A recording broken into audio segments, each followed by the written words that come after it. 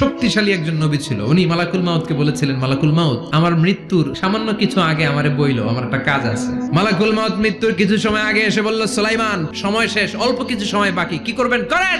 সাইয়েদনা সুলাইমান জিনদেরকে ডাকলো, ও জিনেরা, বিশাল একটা প্রজেক্ট আছে, প্রজেক্টে কাজ শুরু করো। আর কিছু জিনকে বলল, চারদিকে গ্লাস ফিটিং করা একটা রুম বানাও। সাইয়েদনা সুলাইমান আলাইহিস সালাম গ্লাস ফিটিং করা রুমের ভেতরে ঢুকলেন। এই রুমে ঢুকার দরজা নাই, হাতে একটা লাঠি নিলেন, লাঠির মধ্যে ভর করে দাঁড়িয়ে রইলেন আর জিনদের দিকে তাকিয়ে রইলেন। জিনেরা এত বদমাশ ছিল, সাইয়েদনা সুলাইমান দাঁড়িয়ে না থাকলে কাজ করতো না, দাঁড়ায় না থাকলে আজও লোকজন কাজ করতে চায় না, ঠিক কিনা?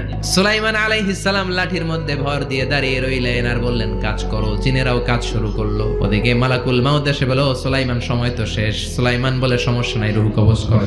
মালাকুল মাউত ওইভাবে লাঠিতে ভর দেওয়া অবস্থায়, দাঁড়ানো অবস্থায় সাইয়েদনা সুলাইমান আলাইহিস সালামের রূহ কবজ করে নিলেন। উনি এমন ভাবে দাঁড়িয়েছেন, রূহ চলে গেল, লাশ হয়ে দাঁড়িয়ে রইলেন। লাঠি